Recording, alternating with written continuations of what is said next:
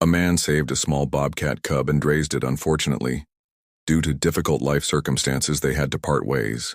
After 8 long years, the man entered the bobcat's enclosure again, but the predator's unexpected reaction shocked all the witnesses. James Miller had dreamed of working with wild animals since childhood. He grew up on a ranch in Wyoming where he was always surrounded by various animals. His parents encouraged his interest in nature and often took him on hikes through the surrounding wilderness. After finishing school, James enrolled at the University of Wyoming to study wildlife biology. He studied with great enthusiasm, spending much time with books and in laboratories. During summer breaks, James worked as a volunteer at a local wildlife rehabilitation center helping care for animals. After graduating, James got a job as a guide at Yellowstone National Park. He was thrilled to have the opportunity to observe wildlife every day. James' LED tours for visitors telling them about the park's flora and FAA one day. During a regular tour, James noticed something unusual in the distance. In the tall grass, he saw some movement, asking female tourists to stay in the Jeep. James carefully approached what he discovered. Stunned him. It was a little bobcat cub left without its mother. James looked around for any adult bobcats but saw none. The cub was alone and looked very weak and hungry. James knew that, without help, it would not survive. Without hesitation, he decided to save the little one, gently wrapping the cub in his jacket. James returned to the Jeep. With the tourists, he explained the situation and asked them to stay calm.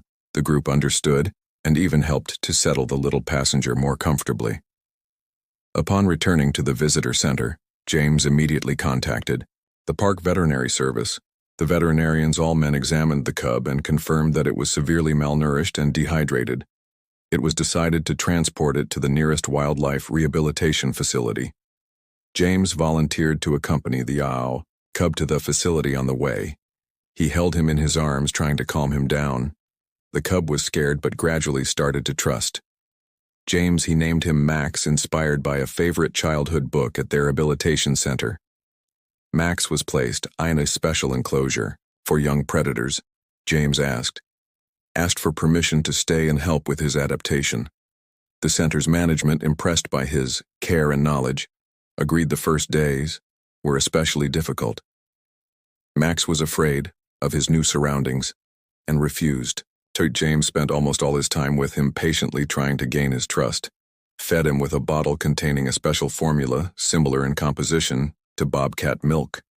Gradually, Max started getting used to James. He allowed him to pet him and happily played with him. James was overjoyed to see the cub becoming more active and curious. He spoke to him, told him stories, and even hummed soft tunes to soothe him. Weeks passed and Max grew. He gained weight and strength. James taught him everything. A young bobcat should know how to climb, how to stalk, how to pounce. He used toys and special trainers to develop his skills. James understood that he couldn't always be Max's only caretaker. He started gradually introducing him to their stuff at the center. This was difficult. Max was jealous and didn't want to let anyone else near him except James. When Max turned 6 months old, he was moved to a larger enclosure. There he could move more and explore his surroundings. James continued to visit him every day, but now tried to give him more independence. The center had other bobcats as well. James began slowly introducing Max to them. At first he was afraid of his fellow bobcats, but over time he became interested in them. He particularly liked a young female bobcat named Luna. Days turned into months and months into years. Max grew into a strong and agile adult bobcat. His coat became sleek and shiny, and his gaze confident and sharp. James was proud of the bobcat he had become. Although Max no longer needed constant care, the bond between him and James remained very strong. Every time he came to his enclosure, Max greeted him joyfully. He allowed James to pet him and even sometimes played with him as he did in his youth. James continued working at the center now as a large predator specialist. He participated in various research projects and wildlife conservation programs. Max's story inspired him to achieve new goals. One day, James received a troubling call from his mother. His father had become seriously ill and needed constant care. James knew he had to go home, but the thought of parting with Max broke his heart.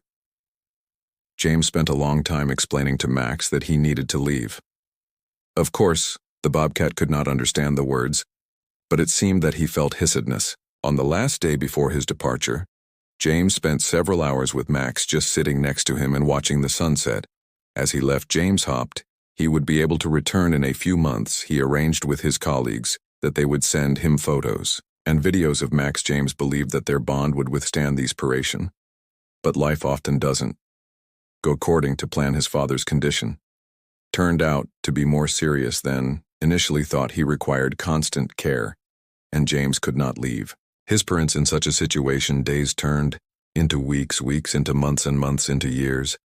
James tried to stay in touch with the center, but it became more difficult every day. Working as a nurse and caring for his father took all his time and energy. In the center, Max had a hard time dealing with the separation.